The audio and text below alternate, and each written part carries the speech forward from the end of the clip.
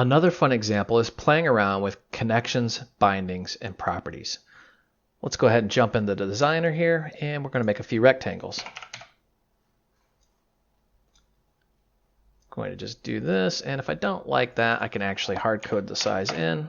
Whoops, let's do 100. 10's a bit small. 100 by 100. And let's set a background color here. Ta-da! We can actually grab this. We're on the keyboard, I'm hitting Control-C to copy, but you can also edit and then copy.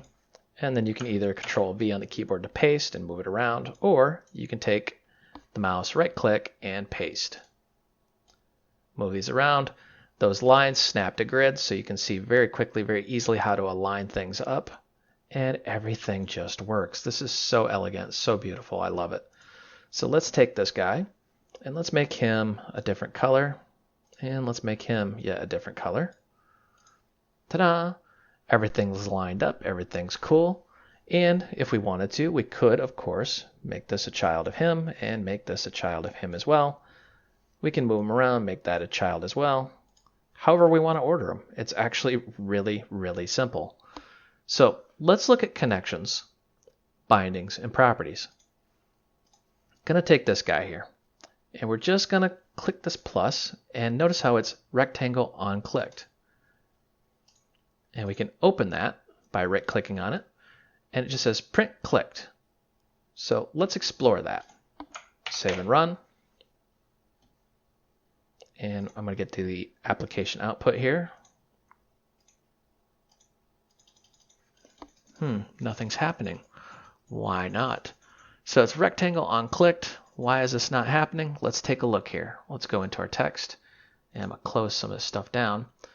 It says connections, target, rectangle on clicked. Well, doesn't really help us a whole lot. Nothing's happening because there's no mouse area. The rectangle itself doesn't actually have an on-clicked signal. So it can be a little misleading how that works. Now we 100% can put a mouse area in there and then do that, but it's not super helpful. One of the little caveats here. Let's try that again. Let's go in here, select a different rectangle. Notice how it's rectangle 1 on-clicked, and we have a different connection. Save and run. Application output. Notice how QML connections cannot assign property to non-existent property, or cannot assign to non-existent property, I should say. So it's smart enough to know that that's an error, but it's not smart enough to know that that doesn't exist in the first place. That's one of the major sources of confusion right off the bat for beginners. They're like, well, why can't I do on-clicked on the rectangle? Well, because the rectangle simply doesn't have an on-clicked. So to get over that, you would do something like a mouse area. So you could put the mouse area in the rectangle. And let's actually make these independent. Graphically, nothing's changed, but they're now independent. This mouse area is now a child of this rectangle. Mouse area, of course, is an invisible object. We're going to go to Layout, and we want to, you guessed it, fill the parent. Now, let's go ahead and delete these because they do nothing for us. We can click that mouse area, go bang, on clicked. Let's try this.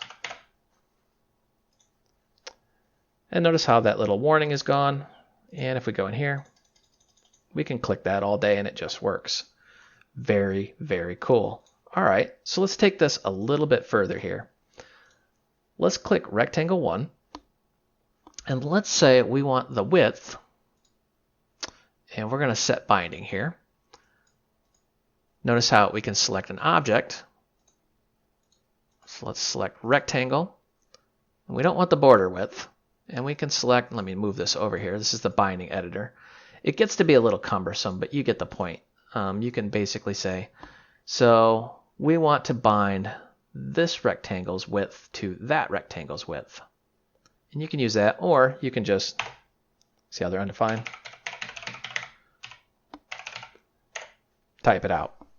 Personally, you'll see me type it out quite a bit because I just do not have the patience to go ahead and just hunt and peck for those things. Notice how it's got this little chain here, so it knows it's linked. Let's do the same thing with height. Set that binding. Move this over so you can see what's going on here. smart enough to know what we did, hit OK, and the bindings are there. We could click plus and it tries to figure out what we're doing. I really don't want a binding to the gradient, so I'm just going to delete that. And if we wanted to go in and change it, we can just try to double click it, and there we go. And then we can select it from this list. We could also see if it's going to let me. Nope, not going to let me do it. We go source item, and it gets a little picky. You can see I'm struggling here with the mouse. There we go. So sometimes it likes it, sometimes it doesn't. When in doubt, you can always go into the text, and you notice we got this little guy here. Interesting.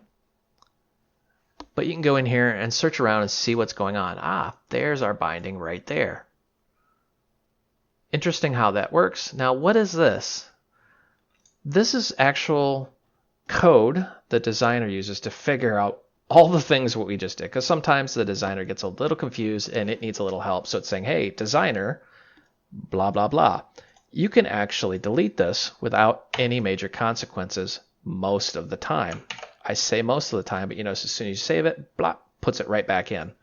Delete and save. Boop, it's right back. So if you see that jumping back in, no, you're not seeing ghosts. That's actually being put in there. So to test our binding, what we're going to do here is we're going to take that mouse area. Remember we did this connection here. Ta-da! And on-clicked. We're going to take this. And let's say rectangle dot width equals, I'm going to shrink it down, rectangle dot height, and I'm going to beef it up. Maybe not that high. Save and run.